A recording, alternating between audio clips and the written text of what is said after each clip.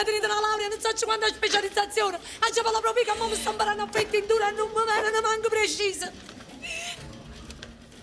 Mi rivolgo con questo videomessaggio teleregistrato alle competenti autorità inquirenti impegnate nella risoluzione di questo caso che mi vede nelle vesti di involontaria protagonista. Niente me ne va a parlare io.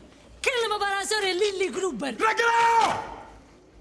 Qui accanto a me la signora Stefania Sarzaiolo.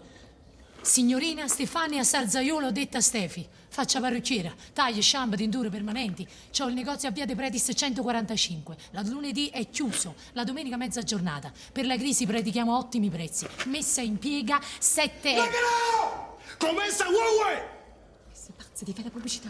Non sapevo che pure qua era vietata. Insieme a noi due sono stati fatti ostaggio in questa azione di aggressione brutale, disumana, vigliacca E basta, perché si capiscono l'italiano, c'è il mommo. Anche il mio collega, il dottor Giulio Perugetti, e il marittimo partenopeo Catello...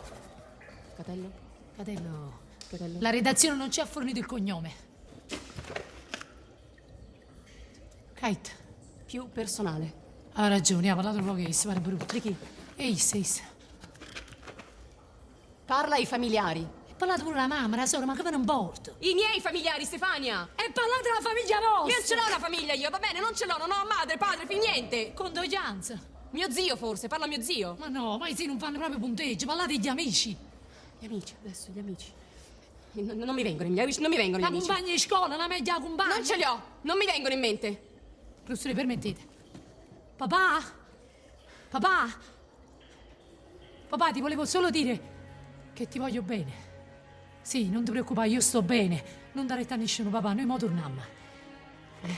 Quando torno, papà, mi devi fare a genovese, quella che ti piace a te. Sì, lo so, io non la digerisco, però l'ho capito che ti piace cucinarla.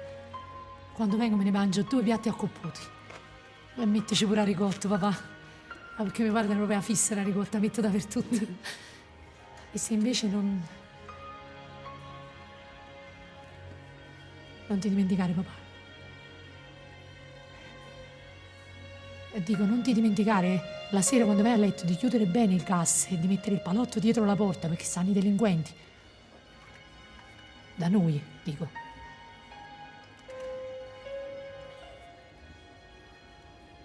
Basta.